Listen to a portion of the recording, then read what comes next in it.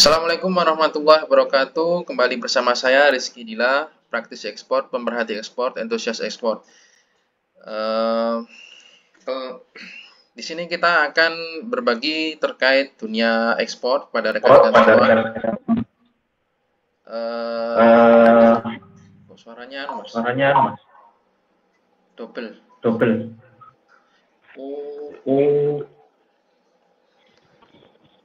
Tes. Oh, itu.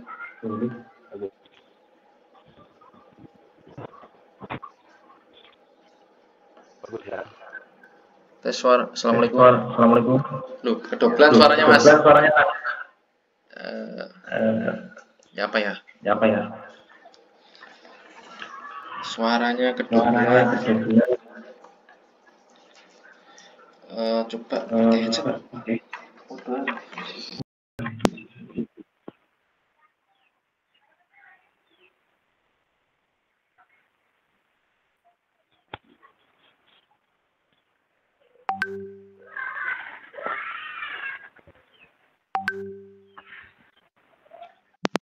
Assalamualaikum. Tes. Suaranya menggema. Suara saya. Suara saya. Oh. Gimana biar enggak Kayak apa ya? mungkin pakai dua-duanya ya, HP sama laptop. HP-nya mungkin pakai laptop aja, terus HP-nya dimatikan. Nah, biar enggak kedepan suaranya.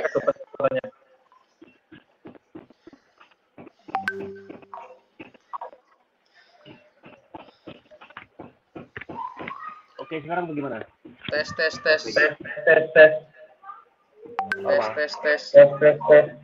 Sama ya? Sama. Oh, Di sana berarti. tes. Assalamualaikum. Wis, gak apa-apa, tak ulangi lagi mas. Ya. Siapa? Ya kualitasnya nanti. Assalamualaikum warahmatullahi wabarakatuh. Kembali bersama saya Rizky Dila, praktisi ekspor, pemerhati ekspor, entusias ekspor. Di sini kita akan berbagi bersama rekan-rekan semua terkait dunia ekspor. Telah bergabung bersama kita Bapak Asadullah. Beliau adalah pengusaha kompor dengan merek Zanjabil dan briket arang merek Dharani. Mari kita sapa beliau. Assalamualaikum Pak Asadullah.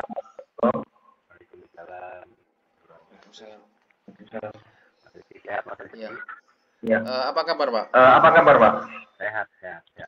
Sehat, alhamdulillah. Tempat produksinya di Bogor Pak ya? Kita di sekitaran Bogor. Suara bisa ada headset nggak Pak? Suaranya. Ya.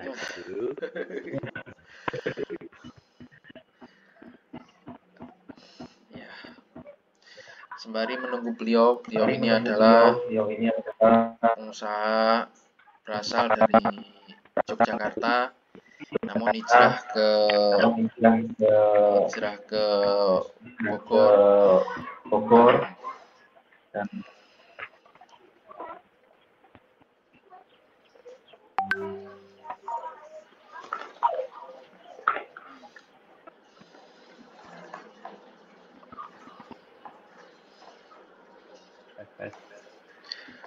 tes.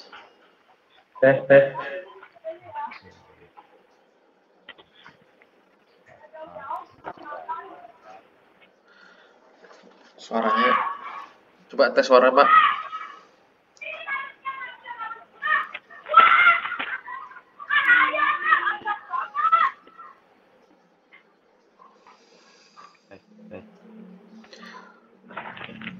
masnya, Mas.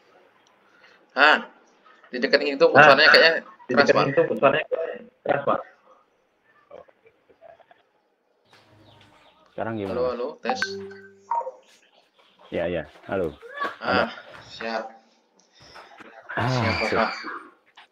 Ya, produk sekali Ya, lagi produk beliau kompor Zanjabil dan ya. briket Kompor Agni sekarang. kompor Agni. Oh ya, Ya. ya. Boleh diceritakan Pak dulu gimana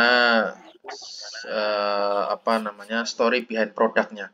Jadi dulu bagaimana ceritanya bisa Bapak mengambil produk itu? Kenapa nggak mengambil produk lain untuk diproduksi kayak gitu? Apakah dulu karena memang karena background sekolah belajarnya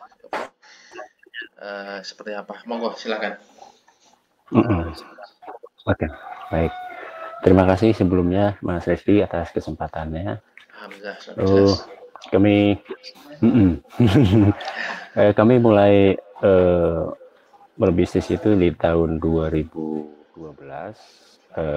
dan kompor ini kami inovasikan di tahun 2014. Kalau story-nya itu 2014 itu awalnya kami bikin alat untuk mengatasi masalah sampah kecil yang tidak diambil pemulung seperti bungkus Indomie, plastik kresek. Nah, kami memikirkan itu karena dulu itu kan terserak di mana-mana, di pinggir jalan, di gunung, di selokan, dan ya karena mungkin tidak ada value-nya oleh scavenger itu nggak diambil gitu.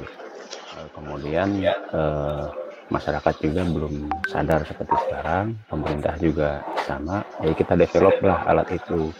Dulu kita kasih nama kompor Zanjabil memang 2014. Nah kemudian seiring waktu rupanya karena belum tercipta kesadaran mengenai sampah di masyarakat, produk kami belum begitu diminati. Dan ya memang dulu itu kami nggak berfokus kepada market sehingga terkesan produknya asal jadi gitu. Dan ya kami review, kami evaluasi ke dalam gitu, mengakui kelemahan-kelemahannya, dan kemudian kami juga belajar di PPEI dulu, sekarang PPEJP. Kami belajar di sana untuk melihat bagaimana sih perkembangan dunia internasional dalam perdagangan, sekaligus kami mau mempelajari bagaimana strategi-strategi market untuk bisa meraih konsumen. Nah, kemudian di tahun-tahun berikutnya, tahun 2017 saat itu, setelah awalnya sih emang nggak berat Mas untuk merubah mindset kita ya, dari tadinya bisnis semau gue dengan bisnis orientasi ke market gitu. Karena itu juga hal yang baru buat sebagian besar dari kita gitu kan. Dan 2015 itu kan baru awalnya aja ketika kita yang mikro gitu bisa berpartisipasi dalam perdagangan internasional. Nah, mulai ke 2017 tadi kami mendapatkan banyak keilmuan tuh dari PPJP, dari balai besar yang diadakan Kementerian Perdagangan. Dari situ kami dapat insight, kami bisa gali informasi-informasi mengenai produk, mengenai market. Kemudian kami rubah tuh Mas, tadinya kompor ini buat bakar sampah, terbatas buat bakar sampah. Nah kami rubah menjadi kompor yang bisa digunakan oleh rumah tangga. Jadi masyarakat punya alat komplementer di rumahnya untuk bisa digunakan sebagai alat untuk masak, bukan pengganti kompor gas yang ada, tapi sebagai pelengkap aja. Pelengkap bila mana terjadi katakanlah momen-momen ketika sulit mencari gas. Nah, ini kita udah siapkan kompornya. Dan kami develop kompor kami itu ada beberapa tipe, tapi secara garis besar kami develop itu kompor yang menggunakan bahan bakar arang dan kompor yang menggunakan bahan bakar selain arang. Dan arang itu apa sih? Nah, kami lihat di sisinya di masyarakat kita itu banyak bahan pembawa energi yang tidak dilihat, tidak dilirik dan menjadi masalah gitu Mas. Contoh misalkan ranting kayu, terusnya batok kelapa itu yang bekas orang kalau beli kelapa parut tuh Mas, itu kan ada batoknya tuh. Nah itu kan sebetulnya kan bahan pembawa energi, cuma nggak diperhatikan. Kenapa? Karena alatnya belum ada. Nah kemudian ya kami kembangkan di kompor Agni ini dua opsi. Yang satu varian yang menggunakan arang, dan lebih khusus lagi karena kami juga kan punya apa namanya source untuk briket arang. Nah terusnya yang satu kelompok varian kita develop untuk menggunakan bahan bakar kayu, ranting kayu dan batok kelapa. Dan kami desain alat kompor Agni efisien dalam penggunaan bahan bakarnya. Itu sih Mas story yang bisa kami ceritakan untuk ini sampai ke hari ini 2023. Jadi ya, saya dulu juga pernah sering ada teknologi yang sering sekali mendengar teknologi yang merubah sampah menjadi energi, entah itu Ya, listrik ataupun gas. Nah, ya, itu apa yang membuat banyak sekali istilahnya brand A, brand B, brand C. Nah, itu bedanya dari mereka itu apa sih yang membedakan? Apakah sekedar brand ini dibuat oleh Universitas A, brand ini dibuat Universitas B, ya, ataukah apa yang membuat ya, beda itu, Pak? Saya sendiri sebagai seorang ya yang melihat itu, apa bedanya antara mereka? apa Banyak sekali beda? yang menawarkan, ya itu memang seperti sesuatu yang bisa digoreng, dijual, bahwasanya sampah kok bisa jadi duit kayak gitu kan. Nah, terus apa yang Ya, membuat ya. mereka beda itu? Nah, Mas boleh minta pendapatnya. Mm-mm. Tadi Mas Rizky bahas mengenai pengolahan sampah gitu mungkin ya, Ya. atau di Agak jenis melenceng sedikit Mas, kompor. agak melenceng sedikit. Jadi agak lebih Mm-mm. meladit biar biar biar anu. Luas. Ha. Oke, kalau kita mengenai sampah, eh, sebetulnya kan masalah yang purba ini, masalah purba semenjak manusia masuk ke peradaban modern, yaitu peradaban plastik ya. Mungkin dulu kan plastik itu dicipta karena concern deforestasi akibat penggunaan alat-alat rumah tangga atau alat-alat kemasan dari bahan kayu seperti kertas, pembungkus, kemudian paper bag dan tisu dan lain sebagainya.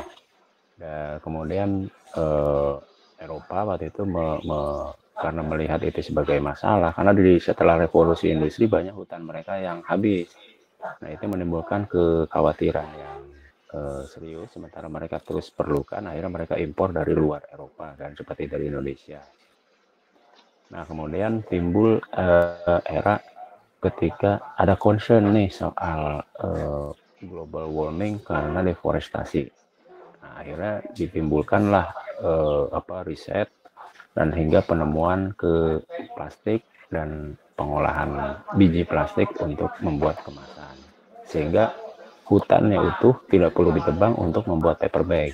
Nah, tapi konsekuensinya plastik ini menjadi masalah yang baru gitu. Jadi masalah pertama selesai, masalah yang baru timbul berupa masalah plastik. Nah di teman-teman di akademisi itu mereka berlomba ya waktu itu, walaupun belum sekeras sekarang lombanya, tapi saat itu kita udah pernah dengar alat pirolisis, alat pengubah plastik menjadi minyak gitu kan, Ya. menjadi bahan bakar setara premium dan seterusnya. Itu bagus Mas, ide yang bagus. Cuman kendalanya alat seperti itu cuma bisa dimiliki oleh instansi yang Instansi. besar. Mahal Mas ya. Karena alatnya kan mahal, puluhan juta gitu. Mhm. Nah, sementara masalah itu kan ada di masyarakat yang dimana ada rumah tangga, di situ ada masalah itu. Nah, sementara kan instansi itu kan nggak mungkin dia berada di mana-mana. Berarti dia biasanya terfokus di katakanlah kantor dinas apa gitu, atau misalkan ada perusahaan non profit misalkan, tapi dia pasti lokasinya tertentu. Nah, sementara masyarakat kan tersebar di seluruh wilayah. Yang jadi masalah kemudian adalah bagaimana proses mengumpulkan sampai menghantarkan ke fasilitas pirolisis itu. Nah, itu jadi isu yang belum ketemu solusinya karena cost-nya menjadi sangat tinggi. Nah, sehingga secara kesimpulan kalau misalkan mereka atau kita bisa melihat bahwa proyek itu tidak berjalan dengan baik karena isu tadi yang menjadi perkara. Sehingga kemudian alat-alat teknologi tepat guna yang pertama harganya terjangkau, kedua bisa dioperasikan dengan mudah oleh siapapun, dan ketiga yaitu ada di lokasi sumber sampah itu sendiri gitu. Contoh untuk sampah di rumah tangga ya berarti alat itu harus harganya terjangkau oleh rumah tangga dan mereka bisa mengoperasikannya sendiri untuk bertanggung jawab terhadap sampah yang mereka hasilkan sendiri di rumah gitu Mas. Siap, Itulah siap. yang kemudian kami melakukan inovasi itu menjadi alat teknologi tepat guna yang memenuhi ketiga syarat tadi gitu. Siap, siap. Kembali ke topik Mas. Jadi hanya intermezzo tadi ya. Jadi Yeah. dulu pernah lihat Mas ekspor juga untuk alat mesin pembuatan briket ke Brazil. Nah, itu ceritanya gimana Mas? Ya, ya mesin pembuat briket kita ekspor tahun 2019 itu ke Brazil. Kemudian tahun 2020 akhir itu kita pandemi ya Mas ya, itu kita ekspor ke Bangkok, Thailand. Nah, schedule-nya memang di tahun berikutnya itu kami melakukan ekspor lagi ke Thailand. Jadi ke Brazil karena ada repeat order. Kemudian tahun berikutnya schedule kami ekspor lagi ke Bangkok lagi, repeat order juga.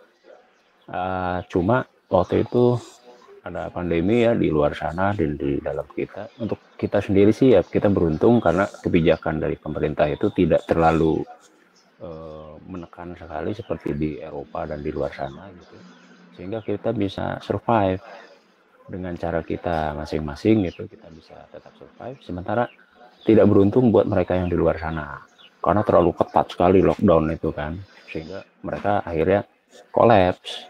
Alhasil ya pending order yang Brazil ini mereka sudah membayarkan sebagian tapi tidak bisa melunasi sehingga tidak dan mereka pun bangkrut ya mereka serba bingung semuanya.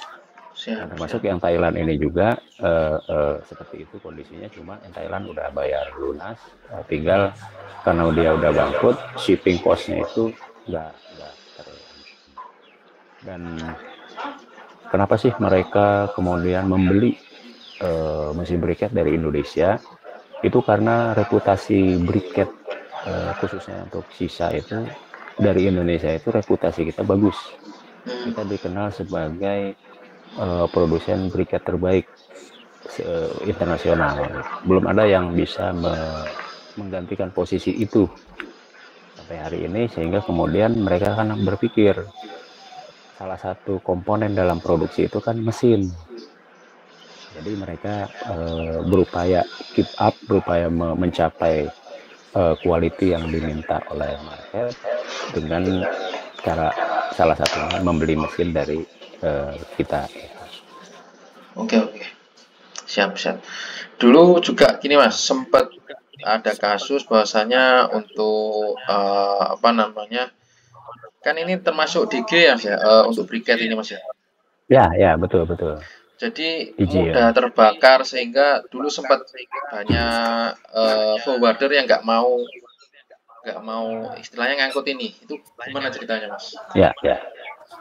Ya, itu memang menjadi salah satu hambatan non tarif ya bagi ekspor arang kita ke luar negeri, karena kebijakan dari shipping company memperlakukan arang ini sebagai dangerous good. Ya, walaupun secara apa namanya, ya masih secara saintifik masih diperdebatkan. Kenapa? Karena sebelum kita melakukan ekspor itu kan dilakukan self-fitting test. Artinya si briket ini atau si arang ini dilakukan tes oleh lembaga independen seperti Karsurin atau Bekjorindo untuk salah satu parameter itu self-fitting test (SHT). Nah, self-fitting test ini adalah menempatkan suatu objek apa namanya yang diuji di dalam suhu tertentu sampai batas yang disepakati secara internasional, apakah ia akan terbakar atau tidak. Nah, briket ini rata-rata dia udah melampaui syarat sampai 140 derajat Celcius. Nah, kemudian terjadi terbakarnya briket di dalam kontainer seperti yang diceritakan. Terus terang kami juga belum pernah melihat evidennya, baru apa namanya isu-isu aja gitu. Mengenai evidennya kami juga belum melihat secara pasti gitu dengan kepala sendiri, mata kepala sendiri. Nah, cuman kami berpikir secara luas setelah mendapat keilmuan dari PPIJP mengenai perdagangan internasional bahwa